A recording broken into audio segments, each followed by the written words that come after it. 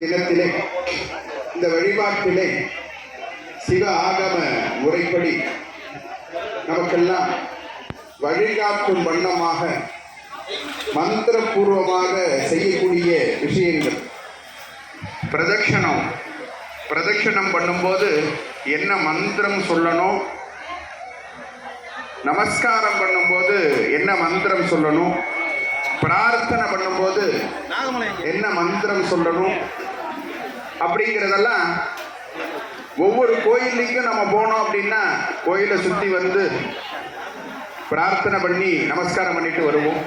ஆனால் நம்ம ஆலயத்தில் அந்த பிரதட்சணம் பண்ணுறதுக்காக பிரதட்சணம் பண்ணுவோம் அப்படின்னு சொல்லி அந்த மந்திரத்தையும் நமஸ்காரம் பண்ணுறதுக்காக உள்ள அந்த மந்திரத்தையும் அதனை தொடர்ந்து இப்பொழுது கூட்டு பிரார்த்தனை செய்வதற்காக அந்த மந்திரத்தையும் சொல்லி வழிபாடுகள் நடைபெறுகிறது. வேண்டத்தக்கதை அறிவோய் நீ, வேண்ட முழுவதும் தருவோய் நீ அப்படின்னு சொல்லுவாங்க. சுவாமிகிட்ட போய் நம்ம என்ன பிரார்த்தனை பண்ணிக்க போகிறோம், நம்ம என்ன கேட்போம் சுவாமிகிட்ட அப்படிங்கிறது சுவாமிக்கு முன்னாடியே தெரியும். அவருக்கு தெரிஞ்சுதான் நம்ம போய் கேட்கவே போறோம். எல்லாம் அறிந்த பரம்பொருள், வேண்டத்தக்கதை அறிவோய். நான் என்ன வேண்டிக்க போறேன் அப்படிங்கிறது உனக்கு தெரியும். வேண்ட முழுவதும் தருவோய்.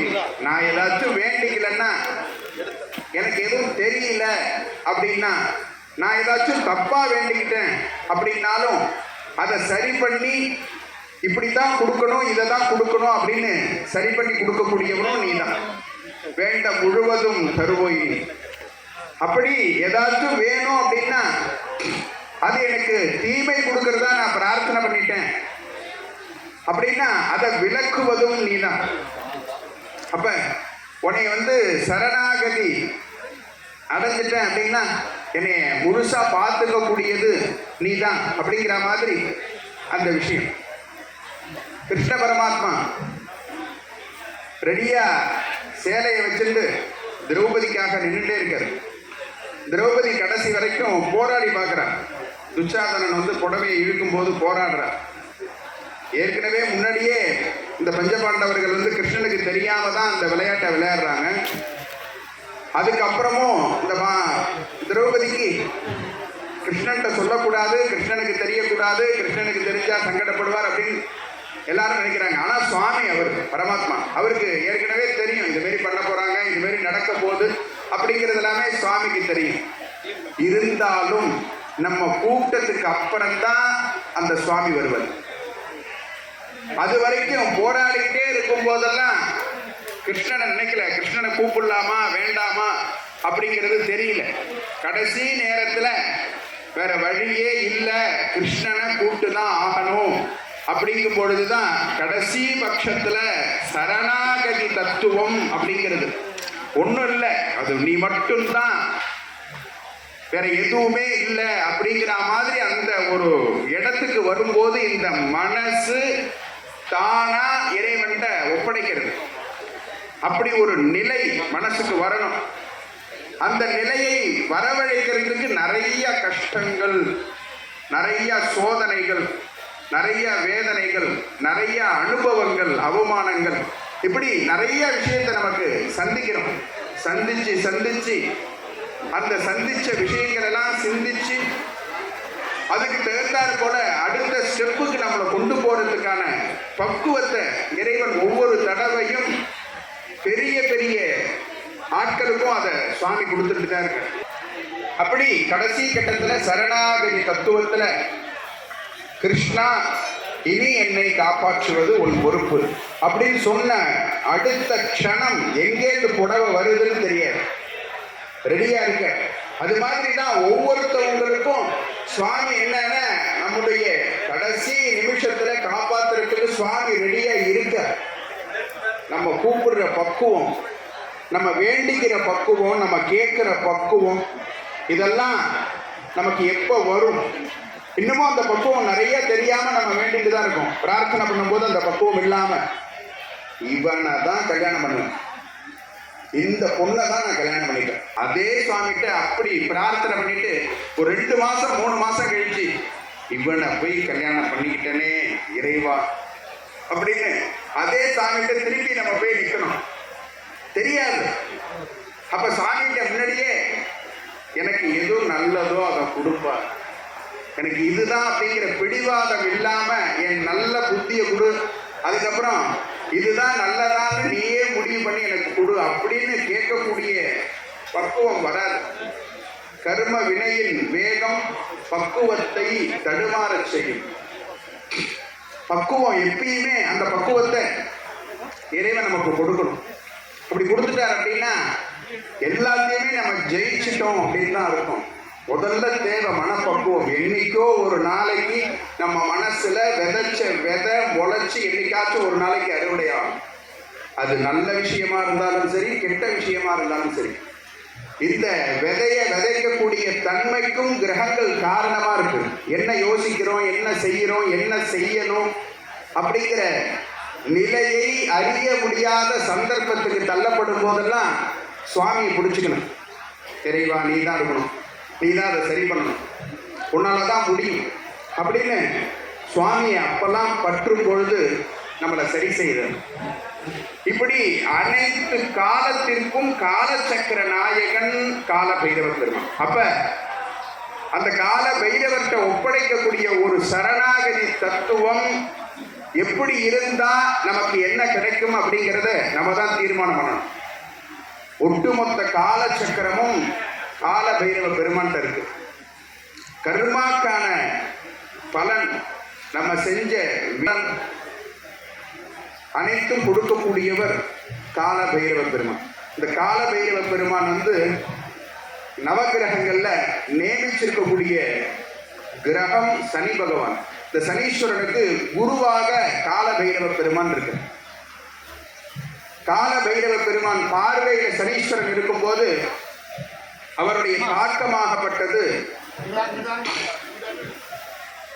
நமக்கு பாதிப்பை ஏற்படுத்தாது.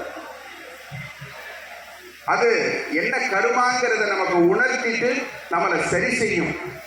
இந்த ஞாயிற்றுக்கிழமையில வரக்கூடிய அஷ்டமி கால பைரவ பெருமானுக்கு மிகவும் உகந்த அஷ்டமி.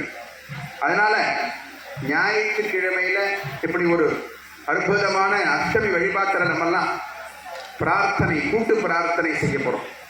எது எனக்கு நல்லதோ, எது எனக்கு சரியானதோ, எது எனக்கு நன்மை எப்பொழுதும் செய்யுமோ அந்த விஷயத்தை கொடு அப்படின்னு சொல்லி பிரார்த்தனை பண்ண போறோம். இது பிரார்த்தனை செய்யக்கூடிய பக்குவம், வேண்டுதலுக்கான பக்குவம் இதுதான். இந்த வேண்டுதலுக்கான பக்குவத்தோடு நம்ம சுவாமிகிட்ட கேட்கும்போது அந்த நல்ல விஷயத்தை சுவாமி நமக்கு கொடுப்பார். எல்லாரும் அப்படியே கண்களை மூடி கால பைரவ பெருமான அப்படியே மனசுல நினைச்சு மந்திரம் ஜபிக்க வேண்டாம். இன்னும் செம்மை ஆகலை. அப்ப செம்மை ஆகிறதுக்கு மந்திரம் ஜபம் பண்ணணும். மனமது செம்மை ஆனால்தான் மந்திர ஜபம் பண்ணாம இருக்கலாம். இப்ப மனதை செம்மையாக்கணும். நிறைய மந்திர ஜபம், ஹோமம், இங்க பூஜை எல்லாம் பண்ணியிருக்கோம். அது மனதை செம்மையாக்க வேண்டும். அந்த மனது என்ன செம்மையா கேட்குதோ அது கிடைச்சிடும். அதான் விதி. அதனால மனதை ஒருமுகப்படுத்துங்கள். மனதை ஒருமுகப்படுத்தி கால பைரவ பெருமானை நினைத்து பிரார்த்தனை செய்யுங்கள்.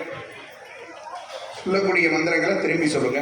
ஓம் ஆதி பூஜ்யாய தேவாய தந்த மோதக தாரிணே வல்லப பிராண காந்தாய ஸ்ரீ கணேசாய மங்களம் சிவம் சிவகரம் சாந்தம் சிவாத்மானம் சிவ உத்தமம் சிவமார்க பிரணேதாரம் பிரணதோஸ்மி சதாசிவம் சர்வமங்கல மாங்கல்யே சிவே சர்வார்த்த சாதிகே சரண்யே திரியம்பிகே கௌரி நாராயணி நமோஸ்துதே ஆயுள் தேகி தனம் தேகி வித்யாம் தேகி மகேஸ்வரி समस्त अखिलम देगी देहि में परमेश्वरी रक्तज्वाल जटाधरम शशिधरम रक्तांग तेजोमयम हस्ते शूलकपाल पाश डमरुम लोकस्य रक्षाकरम निर्वाणम सुनवागणम त्रिनयनम आनंद कोलाकलम वंदे भूत पिशाच नाथ वडुगम क्षेत्रस्य बालम शिवम कलियुग प्रत्यक्ष दैवमुम परम करुणामूर्तियुमान கால பைரவ பெருமான் எங்களுக்கு எல்லா விதமான தடைகளை நீக்கி மனதில் உள்ள அசட்டு எண்ணங்களை அழித்து நல்ல எண்ணங்களை கொடுத்து எப்பொழுதும் அவரிடம் சஞ்சலமில்லாத ஸ்திரமான பக்தி இருக்கும்படி செய்து கிரகதோஷங்கள் நீங்க பெற்று மனதிலே தெளிவான சிந்தனையுடன் உடலிலே பூரணமான ஆரோக்கியத்துடன் அனைத்து காரியங்களும் வெற்றியடையவும் மனதார கால பைரவ பெருமானுடைய பாத கமலங்களை தொட்டு வணங்கி பிரார்த்தனை செய்கின்றோம். நாங்களும் எங்கள் குடும்பத்தை சார்ந்த அனைவரும் இந்த உலகத்திலே வசிக்கக்கூடிய அனைத்து ஜீவராசிகளும் எப்பொழுதும் இன்புற்றிருக்க பிரார்த்தனை செய்கின்றோம். ஓம் நமஹ கால பைரவாய நமோ நமஹ. ஓம் நமோ பகவதே மூலபால கால பைரவாய நமோ நமஹ. ஓம் நமோ பகவதே மூலபால கால பைரவாய நமோ நமஹ. ஒரு நிமிஷம் அப்படியே அமைதியா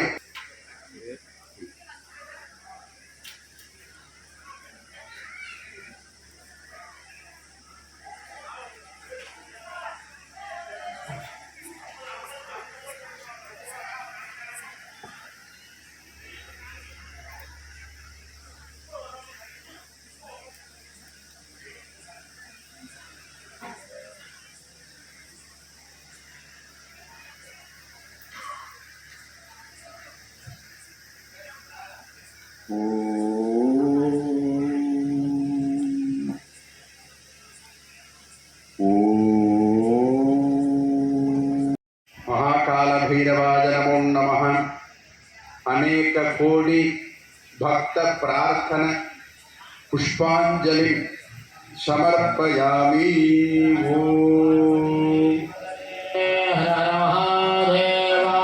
काल भैरवर तिरुवडिगल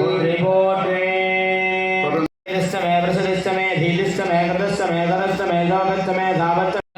सुतंजमे दित्तंजमे आधीतंजमे वाक्यमे मनंजमे निष्कुलमे ग्रोत्रंजमे नक्तंजमे बलंजमे सहस्रमादित्यमे जनाद महात्माजमे धनोजमे धर्मजमे वर्मजमे गाणजमे दाणजमे वज्रंजमे जयंजमे सुद्रमे दुद्रमे भगतजमे धर्मजमे नात्रंजमे दोत्रमे दोत्रमे शेरंजमे नयंजमे मृदंजमे मृदंजमे पंचमे नामयंजमे जीवादित्यमे दीर्घादित्यमे नत्रंजमे अभयंजमे सुगंजमे सेनंजमे हुराजमे सेनंजमे उक्तमे सुप्रदाजमे भयंजमे रथजमे कृतंजमे अदित्यमे सिद्धित्यमे द्विविदित्यमे हृदयमे अड्डत्यमे दैत्यमे ओपदत्यमे रहित्यमे राजत्यमे पुनंजमे पुनंजमे कृतंजमे गोजवादित्यमे नंजमे कृतंजमे गृहेते एवाहते एवाडाहते वेलाहते उद्गाते एल्वाहते गोधूमाहते मधुराहते प्रियंगवत्मेणवत्मे शाभागाहते निवाराहते स्माते मृतिकाहते घृहेते वर्वदाहते शिखराहते रत्नहते हिरण्यहते हिरण्यहते भगवत्मे शावन्ये रोगन्ये केन कल्पन्ता विद्युन्ये विद्युन्ये भूतमे भूतमे विद्युन्ये विद्युन्ये कर्ममे सद्धित्मे तत्मे हेमन्ते